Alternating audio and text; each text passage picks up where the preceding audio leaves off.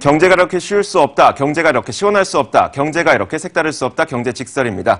자, 오늘은 IBK투자증권 스마트금융팀 최용건 차장 그리고 MTN 김종효 연구위원 함께하도록 하겠습니다. 어서 오세요. 안녕하세요. 네, 반갑습니다. 자, 오늘 저희가 준비한 내용 지난 일요일에 있었던 글로벌 이슈와 함께 살펴볼 겁니다. 어떤 내용 준비되어 있는지 살펴보시죠. 자, 오늘 저희가 준비한 내용 바로 이겁니다. 최악은 없나? 프랑스 대선.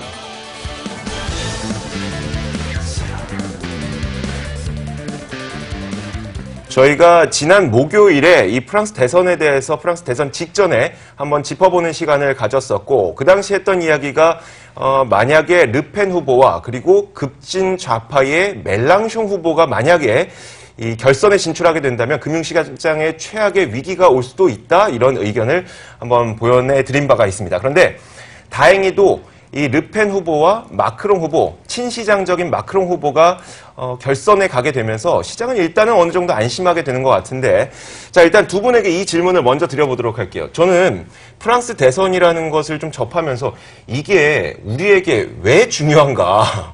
사실 뭐 외환 시장에 해외 선물을 투자하시는 분들 그리고 뭐 채권 투자하시는 분들 이런 분들은 이 정보에 대해서 다 알고 계시거든요.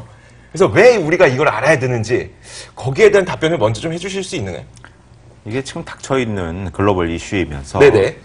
우리나라한테도 고질적인 그 리스크가 지정학적 리스크인 것처럼 네네. 여기도 정치적인 리스크가 있는 거죠. 네. 그래서 유로화를 보는 거고 유로화라는 것을 가만히 보면 이게 글로벌 위험자산 선호도의 키팩터로 작용할 수 있어요. 그것 네. 자체가 인덱스일 수 있다는 얘기죠. 유로화라는 건 어떻습니까? 가만히 생각하면 이게 그 달러하고 같이 경쟁하는 네네. 입장에서는 엔화랑 비슷한 건데 그렇죠. 우리가 엔화는 안전자산이라고 네. 생각하잖아요. 네. 유로화는 위험자산입니다. 같이 경쟁하는 같은 그 키팩터의 인덱스인데도 불구하고 얘는 왜 위험자산으로 치부되느냐. 네네. 예, 그런 부분에 대한 것들 그리고 같이 양적 완화를 또한 추진하고 있는 대상인데도 불구하고 말이죠. 그래서 둘 다 경제의 회복이 네. 통화 가치에 네. 투영되어 갈 것입니다. 분명히. 하지만 지금 현재는 좀 더 위험한 놈으로 우리가 생각하는 유로화가 어떤 향방을 보이느냐에 따라서 글로벌 그 리스크 프리미엄에 대한 그 리스크 자산에 대한 우리의 선호도, 우리의 깊이도 이런 것들을 생각할 수 있다는 차원에서 시장 전반을 어떻게 봐야 되느냐라는 인덱스로 작동할 수 있다는 어떤 좀 제너럴한 이야기. 쉽게 이야기하거나 아니면 쉽게 이해하자면 지금 내가 갖고 있는 자산을 투자 자산을 위험 쪽으로 좀 치중할 것이냐 아니면 안전 쪽으로 치중할 것이냐 이런 것을 우리가 볼 수가 있다는 건가요? 그렇죠. 그렇기 때문에 그쪽을 생각하는 것이고 이게 치명적인 거 아니에요. 항상 이걸 보면서 네. 시장을 보는 건 아니지만 지금은 대선이 닥쳐 있고 예, 우리는 또 브렉시트의 경험이 있지 않습니까? 네. 예, 그러니까 브렉시트에 대한 걱정들도 잠재해 있는 부분이고. 위원님도 좀 비슷한 생각이신가요? 짧게만 좀 부탁드릴게요. 핵심 포인트는 만약에 그 유로존 넘버 2가 빠져나가면 네네. 유로화가 살아남을 수 있겠느냐죠. 그래서 만약에 프렉시트 쪽으로 갔을 때는 네네. 유로화 자체가 의미가 없어진다. 그래서 상당 부분을 유로화 전체 결제의 30%를 독일이 차지하고 있으나 넘버 2는 프랑스거든요. 근데 프랑스가 정말로 마리 르펜 같은 극단적인 사람이 돼서 극단적인 방향으로 이끌어 나가서 네. 우리 빠져나가겠다고 하면 유로 결제 시스템은 의미가 없어지는 거거든요. 그럼 유로화로 표현되어 있는 그 모든 금융자산들은 어떻게 돼야 되겠습니까? 그래서 그와 관련된 불확실성은 시장에서는 가능성은 낮지만 우려하고 있었기 때문에 이 부분에 대해서 우리가 주의하고 있었던 거죠. 네. 자, 그런데 이제 우리가 1차 결선의 결과를 보니까 그나마 금융시장에서 최악의 시나리오는 지나갔다는 평가들이 나오고 있거든요. 그런데 2차 결선, 그러니까 2차에서 혹시 이것이 뭐 뒤집힌다든지 우리가 예상치 못했던 방향으로 갈 수 있을 만한 그런 변수들이 좀 남아 있을까요? 지금까지 나온 여러 가지 결과물로만 봐서는 그럴 가능성은 없죠. 그래요? 대신에 이제 문제는 뭐냐면 르펜이 돼도 문제고 지금 마크롱이 돼도 마크롱이요? 문제입니다. 네. 왜냐하면 성향이 중요한 게 아니죠. 마크롱은 의회 지지 세력이 있습니까? 전무하거든요. 네네. 르펜은 지지 세력이 있지만 소수파거든요. 네. 그러면 아시다시피 프랑스는 이원 집정부제로 가는데 네. 대통령은 외교와 안보 쪽에만 담당을 합니다. 그럼 내치는 다른 사람이 담당해야 되거든요. 네. 근데 성향은 예를 들어서 르펜이 극단적으로 가지만 실제로 내각에 구성을 할 때는 자신의 생각과 같은 사람들을 끌어모아야 될 텐데 네네. 이걸 어떻게 구성할 건지. 또 마크롱은 지지 세력이 아예 없습니다. 네. 그래서 지금 피용이 치고 들어간 거거든요. 네. 왜 지지한다고 그랬겠습니까? 마크롱 네가 되면 총리는 내가 할게 거든요. 아. 그래서 이런 그림으로 나타났을 때 과연 중도 좌파와 중도 우파가 모여서 어떤 정책 흐름을 낼 것인지, 이도저도 아닌 흐름을 낼 것인지, 그리고 지금까지 프랑스 대선에선 단 한 번도 중도파가 된 적이 없고 네. 극우가 된 적도 없습니다. 네. 그러니까 둘 중에 누가 돼도 시장에 있어서 아주 그 불확실성의 극점은 넘어갔다라고 봐야 되지만 네네. 불확실성이 끝났다라고 보기에는 조금 어려운 측면이 있습니다. 어떠세요, 최용건 차장님께서는? 애초에 우리가 제일 기대했던 그림으로 지금 가고 있는 거고, 네. 그러니까 극좌의 멜랑숑이라는 인물을 아까 언급을 하시려다가는 그런 사람이 지지율이 치고 올라오니까 야 이거 어떻게 되는 거야. 애초에 이제 친이유적 성향의 네네. 누구죠? 피용 후보였죠. 예, 네. 피용하고 마크롱과 예, 마크롱 마크롱과 예, 반이유 성향의 르펜의 양자 구도에서 네. 이제 극좌 쪽 그 제3, 4 인물들이 올라와서 사자 구도로 되니까 불확실성이 커졌다. 네네. 그러니까 애초대로 그냥 이런 대로 갔으면 좋겠다. 이래서 이제 다시 양자 구도로 돌아왔다는 사실 애초에 원했던 바대로 지금 흘러가고 있는 거 아니겠습니까? 네. 이런 분위기에서 이제 아직 이제 2차까지 5월 7일이죠? 그때까지 이제 일정이 네네. 또 남아있기 때문에 야, 지금 이렇게는 일단은 여기까지는 올라왔습니다만 여기서부터 이제 더 궤도로 이제 갈 수 있겠느냐. 네. 여기에 대한 불확실성이 남아있는 부분들인데 그건 우리의 예상 가능 범위에 있는 내용은 아니라고 봐요. 왜냐하면 네. 얘기되고 있는 또 하나 변수들은 아마 예전에 그 르펜 쪽 지지율이 크게 올랐었던 때가 테러 때잖아요, 작년에. 네, 네. 그러니까 테러가 혹시 발생하지는 않을까 이런 걱정들 예측이 불가능한 부분 아니겠습니까? 네네. 그리고 양쪽의 지지율이 지금 아주 각축이기 때문에 22, 23 이래요. 네네. 그래서 각축이기 때문에 그것에 가장 부동층 득표율을 뺀 수치입니다. 네네. 그러니까 그 표심이 어디로 움직일지에 대한 부분들, 이런 것들이 이제 변수로 얘기되고 있는데 이런 것들 우리가 예측이 조금 어려운 부분이고 오히려 대외적으로 26일 날 발생할 트럼프의 네. 세제 개혁안 여기에 의해서 달러와 가치에 의해서 유로가 반사적인 어떤 영향을 받을까 이런 부분들 우리가 좀 쳐다봐야 될 사안이 아닐까 생각합니다. 과연 테러가 발생할지 말지에 대해서는 우리가 뭐 IS에 직접 전화를 걸으면 좋겠다마는 뭐 그게 불가능하다 보니까 그걸 할 수가 없는 거고. 근데 지금 김종희 위원께서 지적해 주신 바는 사실 저희 최용건 차장하고 약간 이야기가 다른 게 시기상으로 좀 다른 것 같아요. 김종희 위원은 일단 그 대선 결과가 나온 이후에도 문제다라고 말씀을 해 주셨고 최용건 차장께서는 지금 그 대선 결과까지도 좀 알 수가 없다라고 이야기를 해 주신 거거든요. 그 이후에 대해서는 사실 어떻게 생각을 하고 계시는지 궁금한데요. 제가 모두에 말씀드렸지만 이 사안 자체가 그렇게 저는 글로벌 증시의 흐름에 네네. 가장 치명적인 변수로 작동될 가능성은 없다고 네. 봤고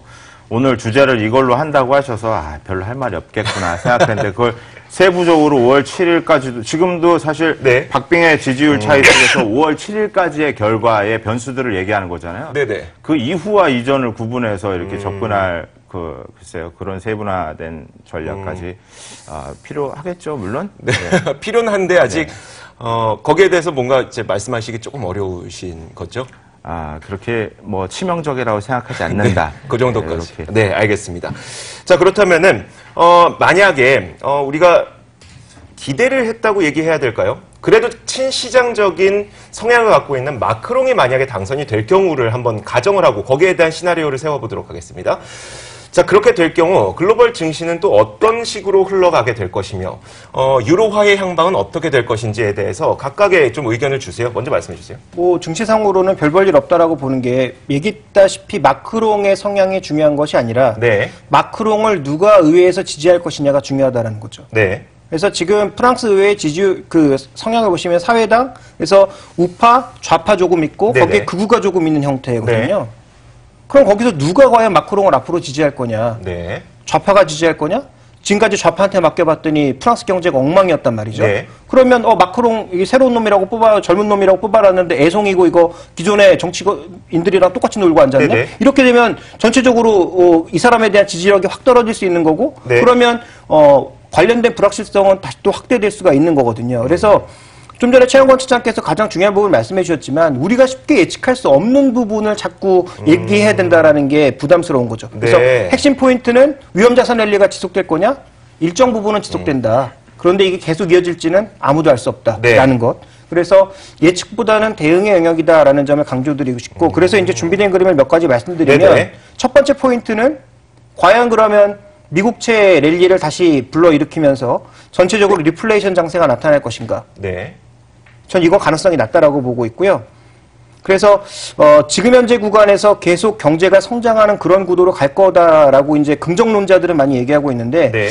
그 가능성은 제가 보기엔 그렇게 높지 않다. 특히 2분기부터 떨어지고 있는 물가의 상승 탄력을 보면 더더욱 그렇다. 이렇게 좀 말씀드리고 싶습니다. 그 미국채 랠리가 나타날 수 있다는 게 이제 채권 금리 낮아지고 가격이 올라가는 그 현상을 말씀하시는 거예요. 채권 금리가 올라가는 걸 얘기하는 채권 거죠. 금리가 올라가는 것을 말씀하시는 거예요. 알겠습니다. 항상 이렇게 네. 들으면은 정말 한 뎁스 깊은 네. 이야기들을 우리 김조영 연구원이 해주시는 것 네네. 같아요. 근데 이제 저는 좀 더 피상적인 얘기를 한번 해볼까요? 네네. 그러면 마크롱이 됐을 때 마크롱을 누가 지지할 것이냐에 아주 좀 깊이 있는 말씀을 해주셨다면 네. 최근에 우리 시장도 그렇지 않습니까? 그런 깊이에 대해서 시장이 반응하는 데는 좀 시간이 걸려요. 일단은 어떻게 되느냐 현상에 대해서 네네. 주가 반응을 하거든요.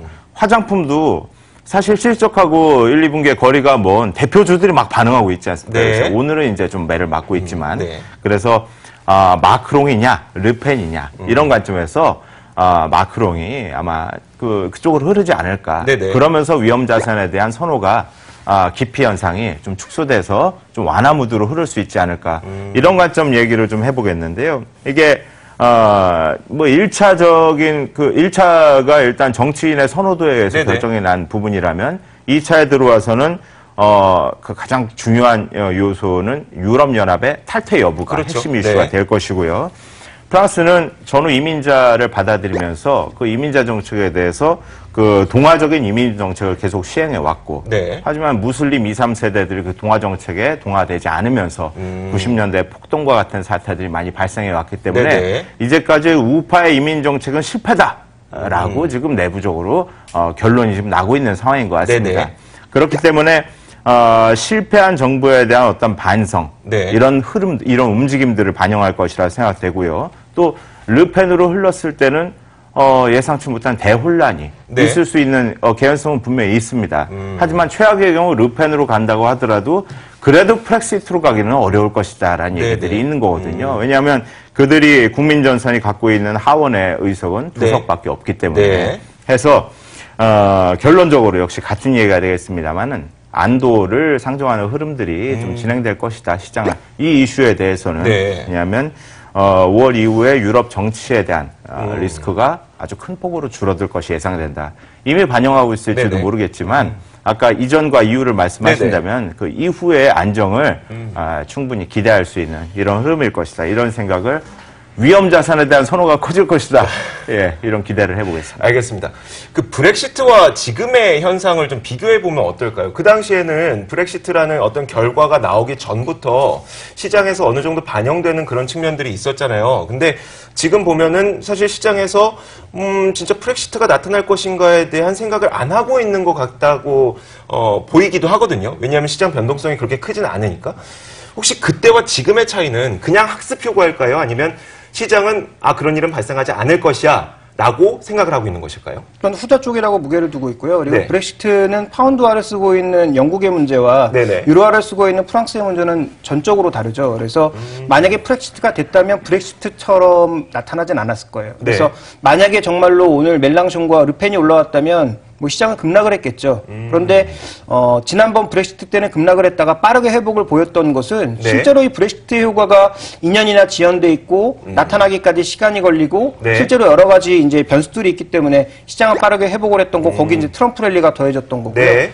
이번에는 브렉시트가 나타날 가능성이 조금이라도 있었는데 그 가능성 자체가 사라진 것이니까 뭐 거기에 대해서는 뭐 긍정적인 요인이 일부 나타나고 있다라고 받아들여야 될 것 같습니다. 네, 차장님은 어떠세요? 뭐 기술적으로도 유로화 흐름은 브렉시트 이후에 급격하게 또 회복하지 않았었습니까? 그렇죠. 그리고 이런 리스크를 반영하면서 최근 눌렸다가 그때 바닥 수준에서 전저점을 딛고 다시 올라가려는 흐름들을 네. 보여주고 있다. 그래서 리스크 자산에 대한 어떤 그 인덱스로서의 유로화 가치에 대해서는 네네.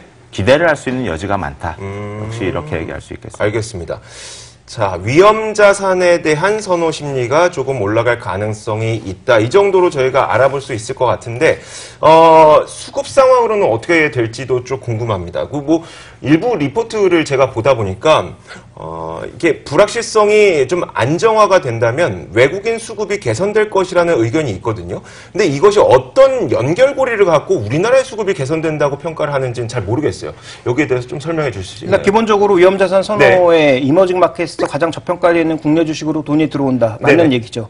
다만 이것이 지속적으로 들어오고 계속적으로 이어지기 위해서는 실적이라고 하는 부분이 담보가 돼야 된다. 네네. 그래서 제가 드리고 싶은 말씀은 우상향 분위기 깨지지 않았고 우상향 이어진다라고 보고 있는데 시장에서 막 또 2,500 얘기 나오고 있거든요. 네. 제가 보기엔 이게 오버페이스라는 거죠.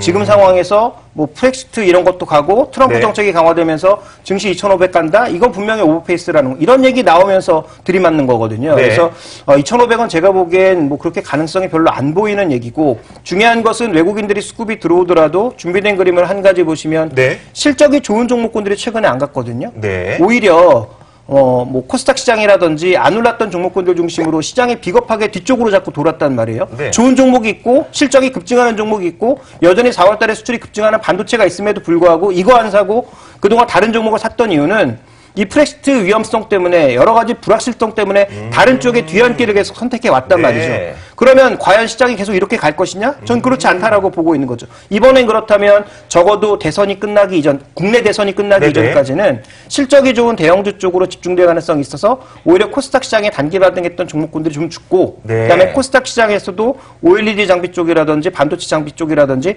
확실하게 실적이 모멘텀이 보이는 종목군들만 강세를 보일 가능성이 있다. 저는 이렇게 보고 있습니다. 네, 알겠습니다.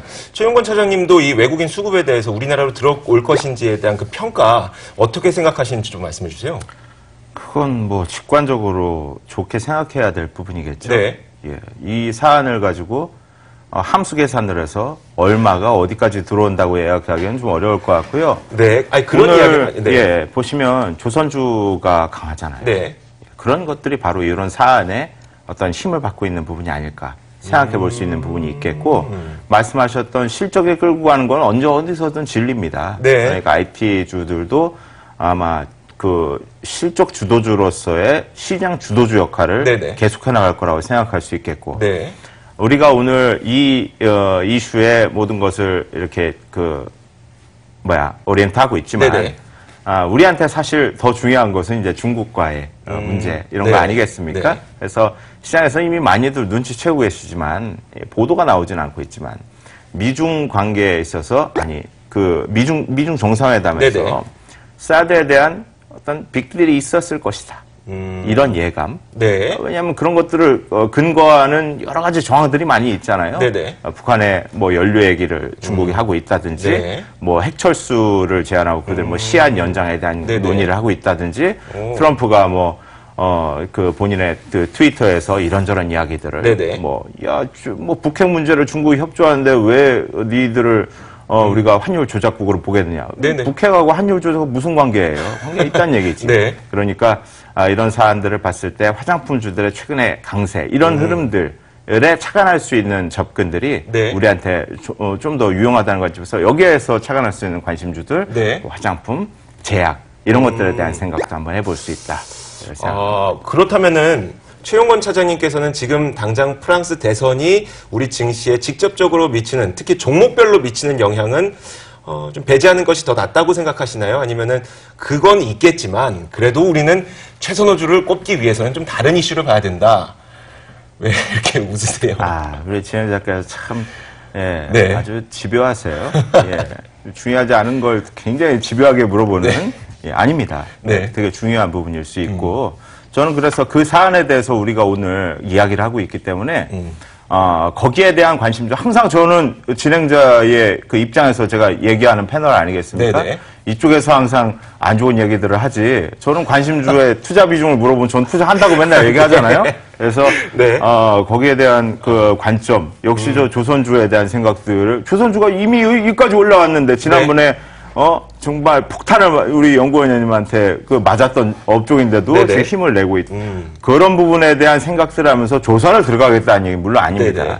금융의 추가적인 강세. 왜냐하면 유럽은 재정 위기로서 전 세계 글로벌 증시를 흔들었었던 네. 그 숙주기 때문에 그렇죠. 금융주들에 대한 투자 심리 완화를 또한 기대할 수 있다는 차원에서 네. 또한 이것도 굉장히 피상적인 접근이면 금융주의 추가 강세에 네. 도움을 줄 수 있는 부분이 있다 이렇게 생각합니다. 그래서 본 사안에 대한 투자 판단을 할 수 있는 섹터로는 네. 아마 그런 섹터들이 될 수 있겠고 다시 한 번만 정리해 주시겠어요? 예, 조선주, 네. 금융주 네. 이런 것들이 아마 뭐 건설주 이런 네. 것들이 거기에 해당하는 직접적인 종목일 수 있겠고 이런 것이 뭐 시장 전체로 봤을 때 굉장히 큰 뭐 포션이 될 수는 중요도가 될 수는 없겠지만 네. 오늘 시간에 있어서 우리가 얘기할 수 있는 종목이겠다. 알겠습니다. 자, 김종일 위원님도 사실 조금 전에 얼핏 저에게 힌트를 다 주시긴 하셨어요. 근데 다시 한번 우리 투자자분들이 좀 알아듣기 편하게 어떤 업종에 투자를 해야 될지 선별을 좀 해주세요. 그러니까 4월의 전반적인 분위기는 종목 확산이었고 종목의 순환이었죠. 네네. 그래서 안 오른 종목이 많이 오르고 그다음에 그동안 못 올랐던 종목군들이 전반적으로 확산되는 양상이었거든요. 네. 근데 저는 우리나라 대선이 아마 끝나기 이전까지 그럴 가능성은 낮다라고 보고 있고요. 오히려 기존에 주도했던 종목군들이 지수의 레벨을 한 단계 더 끌어올리는 그런 역할. 네. 그래서 대표적으로 뭐 반도체라든지 그다음에 IT 장비 뭐 제가 대부분의 종목군들에 대해서 부정적인 얘기를 하고 있으나 네. 반도체와 IT 장비 쪽 그다음에 뭐 일부 게임주들을 포함한 시장에서 지금 상대적으로 강한 종목에 대해서는 그래도 긍정적인 의견을 많이 표시하고 있거든요. 네네. 그래서 그런 종목군들에 대한 관심이 필요하다라는 거죠. 오늘 왜 코스닥 시장이 더 깨지느냐? 며칠 올라왔으니까 뭐 더 깨지는 부분이 분명히 있겠죠. 네네. 그렇지만 저는 어쨌든 지금은 리스크가 완전히 끝난 상황은 아니고 네. 또 계속 트럼프가 무슨 얘기만 하면 용두사미로 끝났기 때문에 네. 이번에도 26일 날 뭔가 큰 거 한 방을 터뜨릴 것처럼 그 트위터에 자기가 공언했지만 만약에 이번에도 보여주지 못한다면 리플레이션은 정말 끝이거든요. 그래서 제가 보기엔 지금 뭐 소재주 이런 쪽에 관심을 가지는 것도 뭐 종목별로는 유의할 수 있으나 네네. 업종으로만 본다면 저는 여전히 IT 장비 쪽 그다음에 또 실적이 받쳐주고 있는 게임주 중에 정말 탑티어 종목군들 네. 이런 종목군들이 가장 유명하다라고 보고 있습니다. 네, 알겠습니다. 자, 아마 이 프랑스 대선이 우리나라 증시에 아주 직접적으로 영향을 미치는 부분이 어떻게 보면은 좀 작을 수도 있기 때문에 저희가 직접 연결은 좀 어려울 수도 있겠지만 그래도 이런 전반적인 시장 상황 내에서 우리는 어떤 업종에 관심을 가져야 되는지까지 한번 들어봤습니다. 자, 오늘 IBK투자증권 스마트금융팀 최용권 차장과 그리고 MTN 김종일 연구위원 함께 이야기해봤습니다. 고맙습니다.